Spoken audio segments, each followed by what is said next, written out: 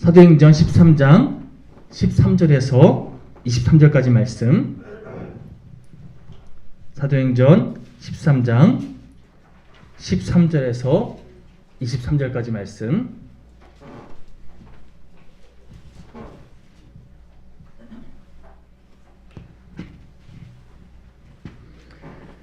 우리 한 절씩 교독하시고 마지막 23절은 함께 한 목소리로 합독하겠습니다. 13절입니다.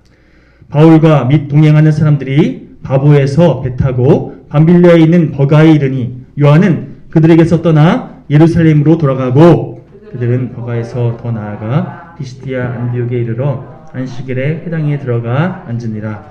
율법과 선지자의 글을 읽은 후에 회당장들이 사람을 보내어 물어 이르되 형제들아 만일 백성을 권할 말이 있거든 말하라 하니 바울이 일어나 손짓하며 말하되 이스라엘 사람들과 및 하나님을 경외하는 사람들아 들으라. 이 이스라엘 백성의 하나님이 우리 조상들을 택하시고 애굽 땅에서 나그네 된 그 백성을 높여 큰 권능으로 인도하여 내사 광야에서 약 40년간 그들의 소행을 참으시고 가나안 땅 7 족속을 멸하사 그 땅을 기업으로 주시기까지 약 450년간이라.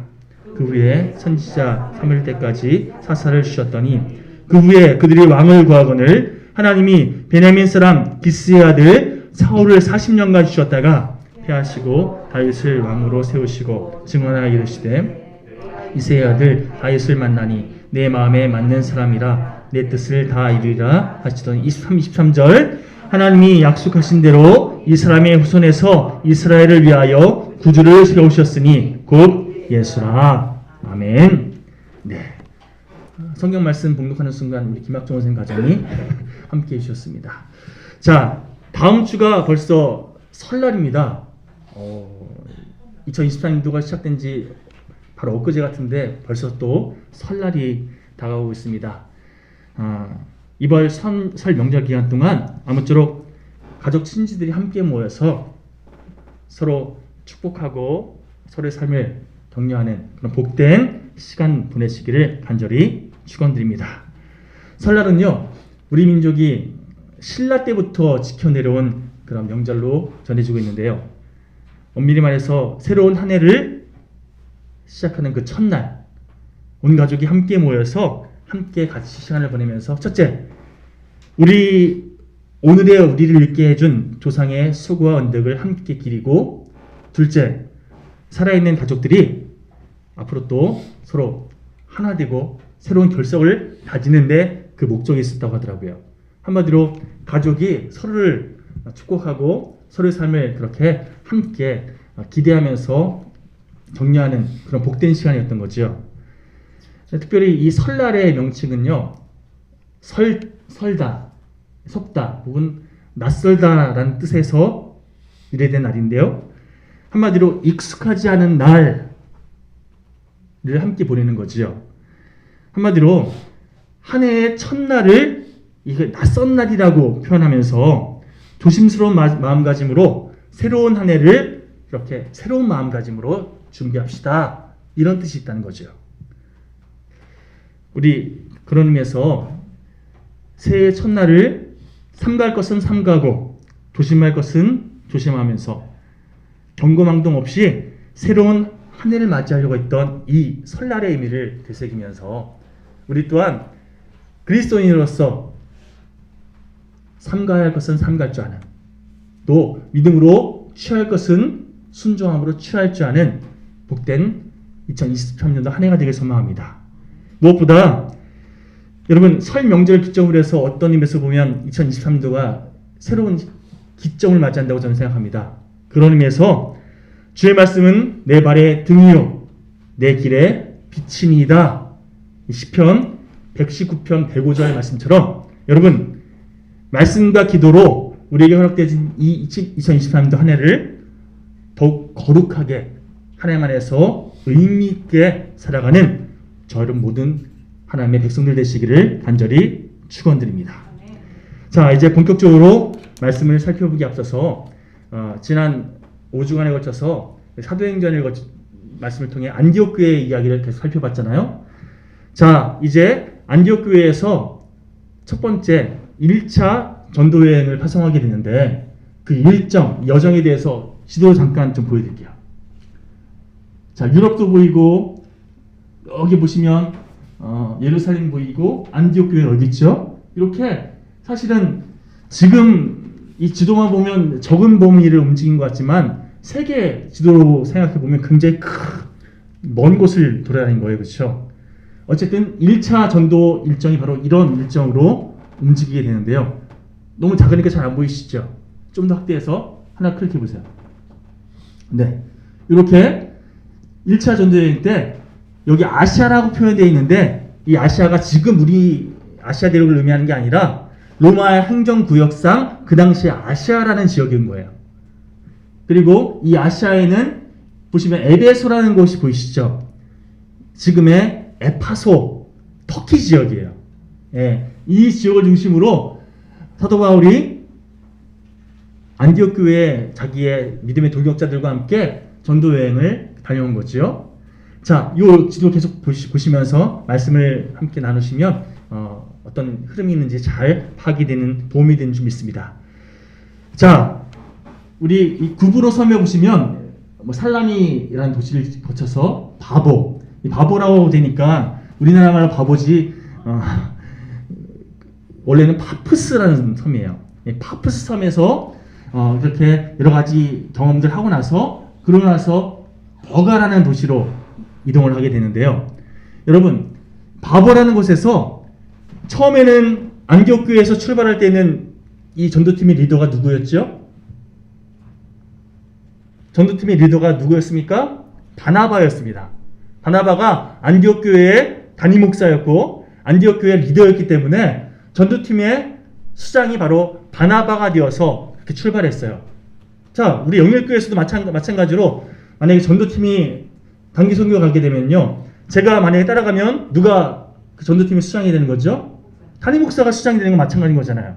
이렇게 처음에 출발할 때는 바나바가 이 전도팀의 수장으로서 출발했는데 전도 현장에서 성령님께서 바울에게 기름을 부으세요. 그리고 바울을 통해서 많은 역사가 일어나니까 바나바가 이거 가만 보니까 안디옥 교회에서는 말씀 양육하고 사람들 케어하는 데는 내가 잘 쓰임 받았지만 전도 현장에서는 바나바가 더 하나님께 쓰임 받네. 이걸 깨닫고 일선에서 물러나요. 쉽게 말하면 리더의 자리를 바나바가 바울에게 맡기는 거예요. 이게 말이 쉽지. 전도 현장에서 담임 목사인 제가 전도사에게 리더의 자리를 맡기고 뒤에서 서포트하는 그런 모습인 거예요. 이게 쉬운 거 아니잖아요. 그렇죠? 바나바가 이렇게 할 수 있었던 거, 안디옥 교회를 출발할 때부터 계속해서 성령님께서 인도하신 대로 순종하고자 하는 이 믿음이 있었기 때문에, 한마디로 내가 하는 게 아니라 성령님이 인도하신 대로, 하나님 주님께서 인도하신 대로 아멘으로 따르고자 하는 이 믿음이 그들에게 있었기에 성령님께서 바울을 통해 일하시는 것을 보니까 이 기꺼이 내가 서포트해야겠다, 이런 마음으로 바나바가 순종했다는 거예요. 여러분, 한마디로 여기서 우리 놓치지 말아야 할 중요한 포인트가 있는데요. 이 모든 것은 바나바가 성품이 좋아서 뭐 그럴 수도 있죠. 성품이 좋지 않으면 이거 가능한 일이 아니잖아요. 내가 리더인데 내가 끝까지 내가 너희를 이끌 거야, 고집 피울 수 있는 거잖아요. 그런데 바나바가 성품이 좋아서 누가 리더 되면 그게 뭐가 중요합니까? 잘 이 사역이 진행되면 좋은 거잖아요. 성령님께서 바울을 통해서 일하시는 것 같으니까 바울을 리더로 세웁시다. 바나바가 성품이 좋아서 그랬을까요? 뭐 그럴 수 있죠. 그런데 그거보다 더 중요한 이유가 있다는 겁니다. 바울이 더 역량이 뛰어났기 때문에, 역량이 뛰어나고 판단이 좋은, 또 능력이 좋은 사람이 리더가 되면 더 전도팀의 효율이 좋기 때문에 그래서 세웠다? 그럴 수 있습니다. 그런데 더 중요한 이유가 있는데요. 한마디로 성령 하나님께서, 여러분 성경 읽어보시면 바보섬을 지나면서부터 사울이라는 이름이 뭘로 바뀌죠? 바울로 바뀌기 시작합니다. 사도행전 쭉 읽어보시면 그 전까지는 사울이 하면서 이름을 사울로 계속 언급하고 있다가 이 시점 이후로 바울이라는 이름으로 바뀌기 시작해요. 한마디로 사울을 바울로 하나님께서 택하시고 사용하시는 기점이 된다는 거죠. 사울을 바울 되게 하신 하나님께서 결국 하나님의 뜻을 이루기 위해서 우리 팀을 이끌고 계신다. 이 믿음을 함께 붙잡고 함께 공유했더니 하나님의 뜻 안에서 바울을 리더로서 나는 서포트하는 그런 자리에서 얼마든지 보필하겠습니다. 이 결정이 일어나게 되었다는 거죠. 여러분, 성령님의 인도하심에 반응하는 게 이래서 중요합니다. 누가 리더고 누가 인정받고 이게 중요한 게 아니라 하나님께서 우리에게 허락하신 일, 하나님 뜻 안에서 더 아름답게 경험하고 누릴 수 있도록 또한 그것을 아름답게 성취할 수 있도록 순종하는 마음으로 하나님께 맡겨드리는 태도, 이것이 우리 영일교회 모든 교우들의 믿음의 태도가 되기를 간절히 축원드립니다. 어쨌든 첫 번째 전도지였던 이 구브로라는 이 섬에서 사역을 마음을 정리하고 나서 그 다음 버가라는 곳으로 배를 타고 이동하게 되는데요. 여기서 한 가지 사건이 또 벌어집니다. 바로 바울과 바나바의 수행으로 따라갔던 바나바의 친척인 마가라는 요한이라는 이름의 마가가 여기서 무단으로 이 전도팀에서 이탈해서 자기의 고향 예루살렘으로 돌아가게 돼버려요. 전도팀에서 함께 으쌰으쌰하고 있는 분위기에서 누군가가 마음이 막 틀어져가지고 무단 이탈했다. 그러면 전도팀의 분위기가 완전히 이상해지잖아요. 그렇죠? 마가가 분위기 완전히 이상하게 만들어 놓고 혼자 전도팀이 이탈해서 자기 고향으로 떠나버린 거예요. 이 부분에 대해서 다음 주에 자세하게 함께 나눌 생각이기 때문에 오늘은 여기까지만 말씀드리고 이 부분은 스킵하도록 하겠습니다. 자, 계속해서 우리 본문 14절 말씀, 이 지도의 내용을 살펴보시면서 14절 말씀을 좀 함께 읽어보려고 하는데요. 본문 넘겨주시겠습니까? 14절 시작. 그들은 버가에서 더 나아가 비시디아 안디옥에 이르러 안식일에 회당에 들어가 앉으니라. 아멘. 다시 지도 보여주세요. 자, 버가에서 어디로 갔다고요? 안디옥. 비시디아라는 이름의 안디옥으로 이동했다는 겁니다. 여러분, 이 밤빌리아 지역, 여기가 그 밤빌리아라는 행정구역이에요. 이 지역은요, 터키의 남쪽입니다. 지금 터키 지역의 남쪽 지중해 연안 지역인데요. 처음에 버가에 도착해서, 버가가 사실은 대도시예요. 사람들이 많이 모여 사는 그런 도시이기 때문에 여러분, 바나바 바울 일행이 전도여행 떠난 이유가 더 많은 사람들에게 주님의 복음을 전하기 위한 게 목적이었잖아요. 그러면 버가에서 주님의 말씀을 전하는 게 그들의 사역 일정이 돼야 마땅한데 버가를 그냥 어떻게 했다고요? 지나쳐서 어디로 갔다고요? 안디옥, 비시디아 안디옥으로 바로 이동합니다. 왜 그랬을까? 이게 오늘 말씀의 중요한 포인트입니다. 버가에서 한 230km 정도 떨어진 곳이 바로 비시디아 안디옥입니다. 230km면 굉장히 먼 거리죠. 더군다나 그냥 평지가 아니라 여러분, 이 비시디아 안디옥이요, 높은 고원지대에 있어요. 그래서 타우루스 산맥을 넘어야만 이 비시디아 안디옥으로 갈 수 있었다고 하더라고요. 그냥 배로 가는 것도 아니고 그 당시에 교통수단이 잘 발달해서 기차나 버스 타고 갈 수 있는 것도 아니고 도보로 이 고지대를 힘겹게 걸어가야 이 비시디아 안디옥으로 갈 수 있었다는 겁니다. 굳이 버가라는 곳에서 그 높은 고지대로 간 이유가 뭘까? 여러분, 첫 번째 질문입니다. 왜 대도시인 버가에서 사역하지 않고 그곳을 그냥 지나쳐갔을까? 아까 말씀드린 것처럼 사도 바울 일행이 지금 이 여행을 다니는 목적은 주님의 복음을 더 많은 사람들에게 전하기 위함입니다.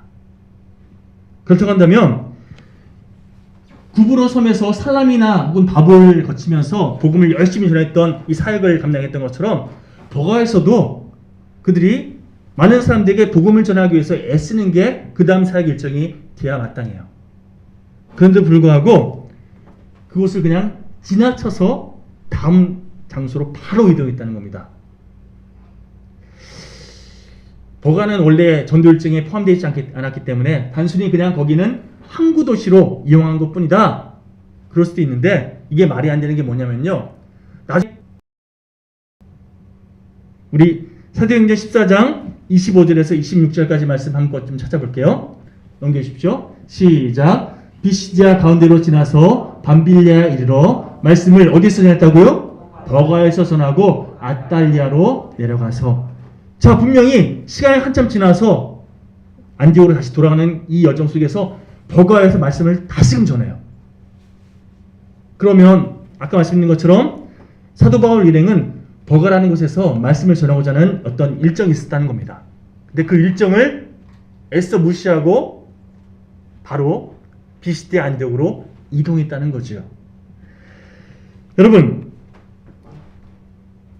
여기서 두 번째 질문을 여러분들에게 던지고 싶은데요. 바울이 이 버가라는 곳에서 뭔가 좀 상황이 안 좋아서 다음 장소로 이동했다. 만약 그렇다고 한다면 굳이 다음 목적지를 버가라는 도시 근처에는요 또 다른 큰 도시들이 많이 있었어요. 쉽게 말하면 서울 근방에 수원도 있고 또 여러 가지 큰 도시들이 많이 있잖아요. 그러면 그런 큰 도시에 바로 옆에 있는 도시에 찾아가서 거기서 복음을 전하면 되는 건데 굳이 멀리 떨어진 280km 멀리 떨어져 있는 더군다나 고원지대 산을 넘어가야 되는 그런 곳으로 굳이 이동한 까닭이 뭔가? 그 이유를 살펴볼 필요가 있다는 겁니다. 이 두 가지 질문에 대한 답을 갈라디아서 4장 13절을 통해서 우리가 찾아볼 수 있는데요. 자, 갈라디아서 4장 13절 한 목소리로 읽어볼까요? 시작. 내가 처음에 육체의 약함으로 말미암아 복음을 전한 것을 너희가 아는 바라. 자, 여기서 처음에 또 약함으로 말미암아 이 구절이 중요한데요. 여기서 말하는 이 처음에라는 단어는 바울이 갈라디아, 비시디아, 안디옥이라는 도시에 처음에 갔을 때 어떤 상태였는지를 얘기하고 있는 거예요. 버가에서 곧바로 비시디아 안디옥으로 이동했는데 그때 바울 상태가 어땠다고요? 약했다는 거예요. 여러분, 약함이라고 번역된 헬라어 아스테네이아라는 이 단어는요 질병을 의미합니다. 한마디로 버가를 지나서서 비시디아 안디옥으로 이동할 수밖에 없었던 이유가 바로 바울이 어떤 질병에 걸렸기 때문이라는 거예요. 이 질병이 무엇인지에 대해서 여러 가지 성경학자들이 이야기하는 주장들이 있는데 그 중에서 가장 정설을 받아들여진 것이 버가에 도착할 즈음에 아마 바울은 어떤 풍토병에 걸렸을 거다. 그런데 그 풍토병을 치료하기 위해서 지금처럼 의학이 발달한 시대가 아니잖아요. 그래서 그 당시에 어떤 풍토병이 걸리게 되면 그 사람을 치료하기 위한 가장 최선의 조치가 뭐냐면 이 풍토병에 걸린 지역과 정반대의 지역으로 바로 이동하는 거예요. 한마디로 버가는 항구 도시잖아요. 습하고 저지대니까 그러면 여기가 가장 환경이 다른 곳이 어디죠? 고지대로 이동하는 거죠. 건조하고 고지대인 비시디아 안디옥으로 바로 이동할 수밖에 없었다. 치료를 위해서. 이게 성경학자들의 해석이에요. 여기서 우리가 중요한 사실을 하나 깨닫게 되는데요. 여러분, 성경학자들이 이렇게 말합니다. 만약 바울이 풍토병에 걸리지 않았다면 그러면 버가에서 열심을 다해 말씀을 전하게 되었을 것이고 그렇다고 한다면 아마 바울 일행은 비시디아 안디옥까지 갈 생각을 안 했을 거예요. 그렇죠? 계속해서 말씀을 전하는 일정이 그 지역에서 계속 이어졌겠죠. 그런데 바울이 풍토병에 걸렸기 때문에 이 치료를 위해서 어쩔 수 없이 환경이 여기가 가장 다른 고지대로 이동하다 보니까 갈라디아 지방으로 가게 되었다는 거죠. 전혀 생각지도 않았던, 전혀 일정 가운데 없었던 갈라디아 지방으로 그렇게 가게 되었다는 거예요. 잠언 16장 9절 말씀 제가 봉독해 드리겠습니다. 사람이 마음으로 자기의 길을 계획할지라도 그의 걸음을 인도하시는 분은 바로 여호와시니라. 여러분, 구부로 섬에서 지도 다시 보십시오. 구부로 섬에서 하나님이 성령의 역사심을 경험하고 나서 이제 리더가 바뀌었다고 그랬잖아요. 그러면 리더가 된 바울이 이제 내가 리더가 되어서 이렇게 저렇게 더 귀하게 쓰임받아야겠다, 이런 마음을 품고 처음 도착한 곳이 버가라고 한다면, 버가가 더군다나 대도시라 그랬잖아요. 그러면 바울 마음 가운데 내가 이렇게 해봐야지, 이런 인간적인 생각이 분명히 있었을 겁니다. 그럼 바울에게 이 모든 전도팀의 여정은 네가 이끄는 게 아니라 누가 이끄는 거라고? 하나님이 이끄시는 것을 알려주시려고 바울을 꺾으세요. 컨트롤 타워가 바울이 아니라 하나님이심을 깨닫게 하시려고 바울을 넘어뜨리십니다. 그래서 바울의 일정 가운데 내가 버가에 도착하면 이런 일을 하고 저런 일을 해야지, 이런 계획들 다 꺾어버리시고, 다만 하나님을 의지함으로 지금 병을 빨리 나아야 되는 연약함으로 하나님께서 인도하셔서 결국에는 바울이 비시디아 안디옥까지 이동하게끔 이끄셨다는 거예요. 여러분, 여기에 바로 신비스러운 주님의 섭리가 숨어져 있습니다. 바울이 육체의 질병으로 말미암아서 전도팀이 이 비시디아 안디옥, 이 갈라디아 지방으로 갔기 때문에 결국 복음이 갈라디아 지방으로 흘러가게 되잖아요. 그래서 나중에 갈라디아 서가 만들어지잖아요.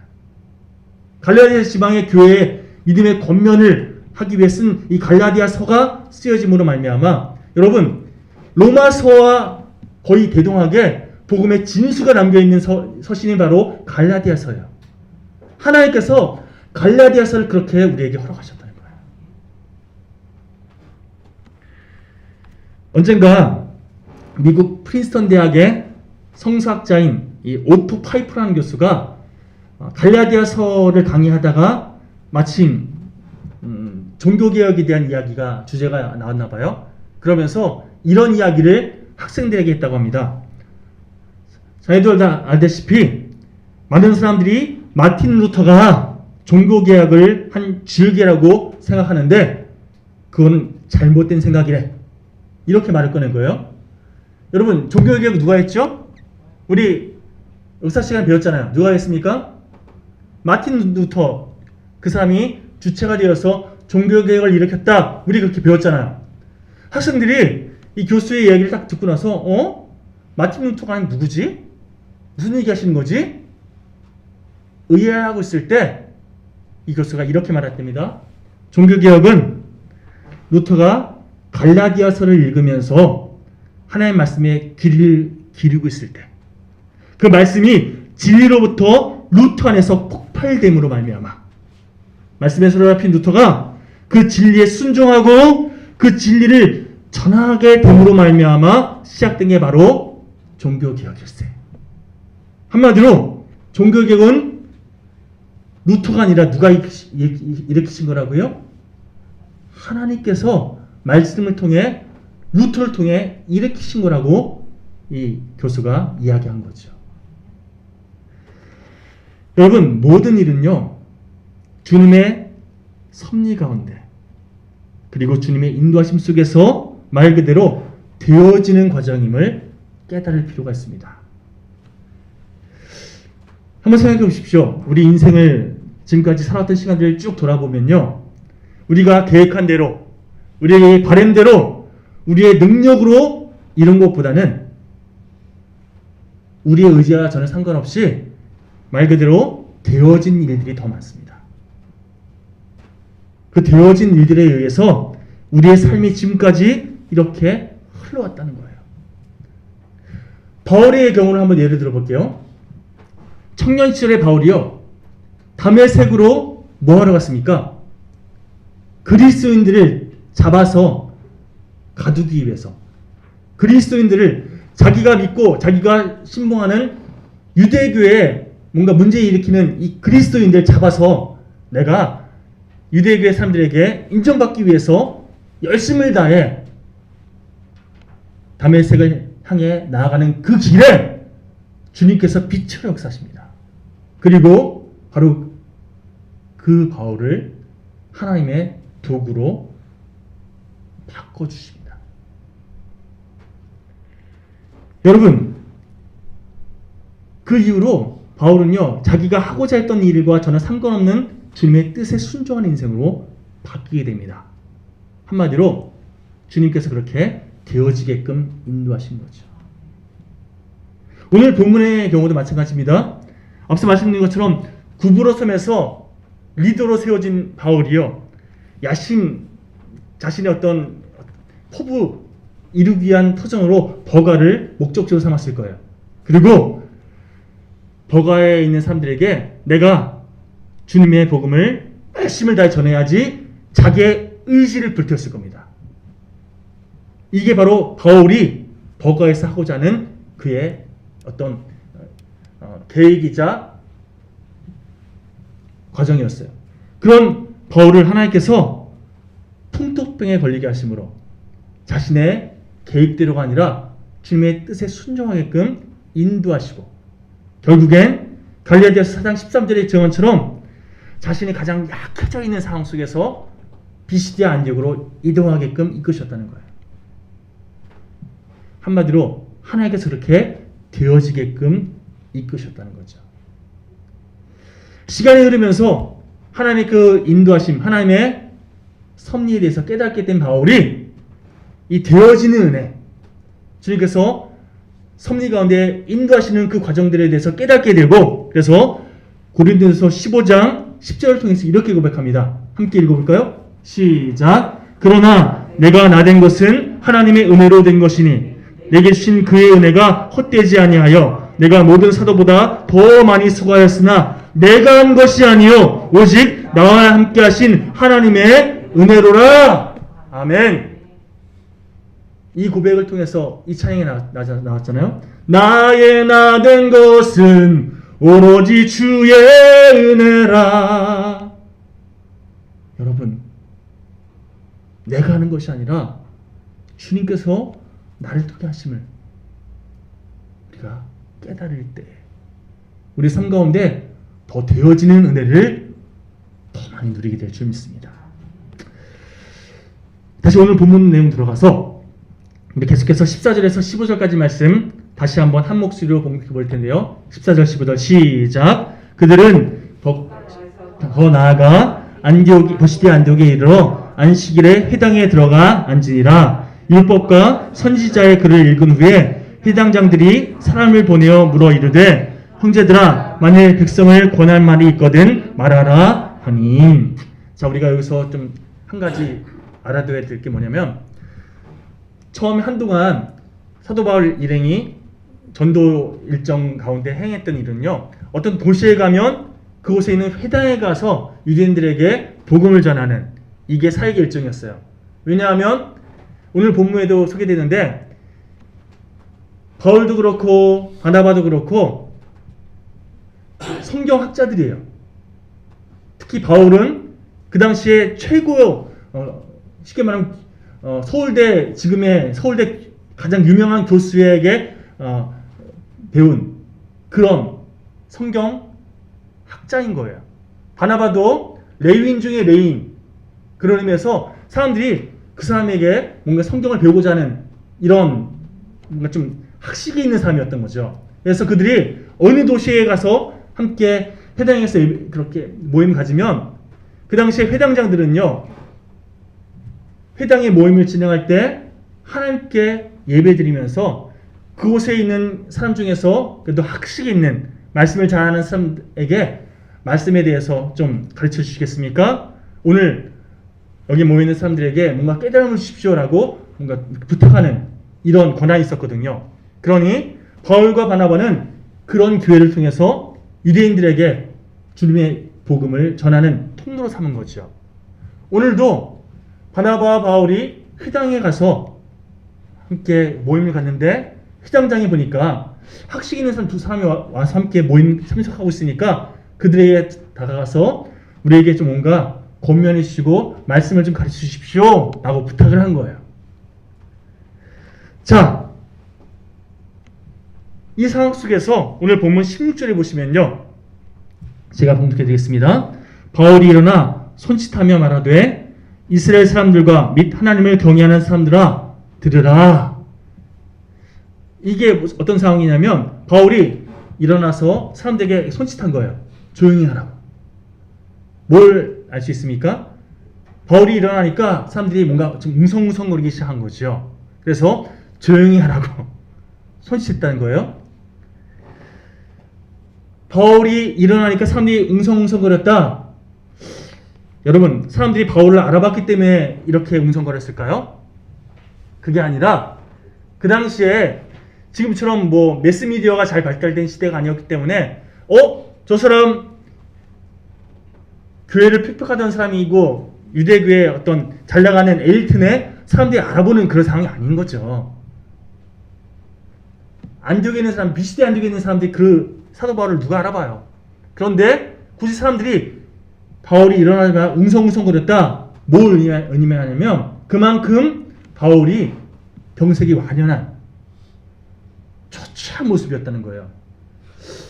두 사람 중에서 우리에게 말씀을 가르치십시오라고 부탁했더니 그러면 누가 일어날 줄 알았냐면 건강한 바나바가 일어날 줄 알았는데 몸이 아주 힘들어 보이는 바울이 일어나니까 사람들이 웅성웅성거리면서 지금 저 사람이 일어나네? 그렇게 반응이 일어났다는 겁니다. 바로 그럴 때 바울이 사람들을 조용히 시키면서 말씀을 이어갑니다. 우리 17절에서 22절까지 말씀 함께 읽어볼 텐데, 자, 함께 쭉 한 목소리로 읽어볼까요? 시작. 이 이스라엘 백성의 하나님이 우리 조상들을 택하시고 애굽 땅에서 나그네 된 그 백성을 높여 큰 권능으로 인도하여 내사 광야에서 약 40년간 그들의 소행을 참으시고 가나안 땅 7 족속을 멸하사 그 땅을 기업으로 주시기까지 약 450년간이라. 그 후에 선지자 사무엘 때까지 사사를 주셨더니 그 후에 그들이 왕을 구하거늘 하나님이 베냐민 지파 사람 기스의 아들 사울을 40년간 주셨다가 패하시고 다윗을 왕으로 세우시고 증언하여 이르시되 이새의 아들 다윗을 만나니 내 마음에 맞는 사람이라 내 뜻을 다 이루리라 하시더니. 자, 지금 여러분들이 바울이 되어서 사람들에게 말씀을 전한 거예요. 그렇죠? 근데 제가 중요한 단어마다 노란색으로 색깔을 바꿔놨죠. 바울의 이 설교문 주어와 동사만 연결해서 보면요, 이렇습니다. 하나님이 택하시고 높이시고 하나님이 인도하여 내시고 하나님이 참으시고 하나님이 멸하시고 하나님이 주시고 하나님이 패하시고 하나님이 세우셨다는 거예요. 모든 일의 주체가 누구라고요? 하나님이시라는 거예요. 오늘 말씀의 흐름 여러분 이해되시죠? 바울을 비시대 안디옥으로 이끄신 분이 누구라고요? 하나님이시요. 그리고 바울이 설교를 통해서 지금 누구를 드러냅니까? 그 모든 것을 주관하신 분이 바로 하나님이심을 드러내고 있다는 거죠. 이처럼 인간의 삶을, 인간의 역사를 주관하시는 분이 바로 오직 하나님이심을 선언하고 있는 이 바울의 설교문이요, 본문 23절에서 절정에 이릅니다. 우리 23절 말씀 함께 선포해 볼까요? 시작. 하나님이 약속하신 대로 이 사람의 후손에서 이스라엘을 위하여 구주를 세우셨으니 곧 예수라. 바울이 하고자 하는 가장 중요한 핵심이 바로 여기 있는 거예요. 그럼 여러분, 예수님을 믿으십시오. 이걸 얘기하고 싶었던 거죠. 역사의 주관자신 하나님께서 죄로운 우리들을 구원하시기 위해서 그리스도 되시는 예수님을 우리에게 보내주셨다는 거예요. 여러분, 우리 오늘 선포된 말씀 가운데 다른 건 다 잊으셔도 좋은데 이거 하나만큼은 꼭 기억하고 돌아가셨으면 좋겠습니다. 저를 좀 따라해 보십시오. 주님이 하십니다. 주님이 하셨습니다. 주님이 하실 겁니다. 옆 사람에게 이 세 문장 뭐 기억 못하시면 주님이 하십니다만 하셔도 돼요. 자, 옆 사람에게 주님이 하십니다. 시작. 아멘. 주님이 하실 겁니다. 주님이 하셨습니다. 여러분 매 순간 이 믿음의 고백 붙잡고 살아가시기 바랍니다. 그러면 오늘 말씀 가운데 계속해서 제가 선포하고 또 설명드렸던 것처럼 되어지는 은혜를 누리게 될 줄 믿습니다. 여러분 더 많은 순간 주님이 행하시는 놀라운 말씀의 비밀을 깨달으시고 그 은혜를 누리시는 더 많이 주님께 붙들려 쓰임받는 기쁨을 누리시는 우리 복된 하나님의 백성들 되시기를 다시 한번 주님의 이름으로 축원드립니다. 이 말씀을 이렇게 정리하겠습니다. 우리 하나님은 일하시는 분입니다. 살아 역사하시는 분이십니다. 그분은 언제나 순종하는 인생에게 새 힘과 능력을 허락하시는 분이십니다. 사실 인간 우리들에게 있어서 가장 큰 문제는 의지는 있는데 능력이 없다는 거예요. 예를 들어서 작심삼일이라고 할 마음은 있잖아요. 근데 할 능력은 없는 거예요. 좋은 말만 하고 싶은데 나도 모르게 못된 말이 튀어나와요. 상처 주고 누군가를 아프게 하는 그런 말들이 툭툭 튀어나오잖아요. 내가 계획한 대로 살고 싶은데 그 의지를 지속할 수 있는 능력이 없는 까닭에 매 순간 후회하고 또 후회하는 시간을 보내잖아요. 여러분 그러나 할 수 있습니다. 내가 하는 것이 아니라 주님께서 할 수 있도록 우리를 이끄십니다. 내 힘만 의지할 때는 패할 수밖에 없도다. 하지만 주님을 의지할 때 주님께서 우리로 하여금 할 수 있는 힘과 능력을 허락하십니다. 역사의 주관 되시는 하나님을 의지하면서 매 순간 나를 내려놓고 주님을 의지하십시오. 내 생각, 내 감정 이끈 대로 반응하지 마시고 겸손히 주님의 뜻에 순종하기를 선택하십시오. 그럴 때 되어지는 은혜를 누리며 살아가게 된 줄 믿습니다. 그런 의미에서 우리 이 찬양 함께 고백하고 결단하며 여러분의 삶을 하나님께 올려드리는 시간 되었으면 좋겠습니다. 찬송가 585장입니다.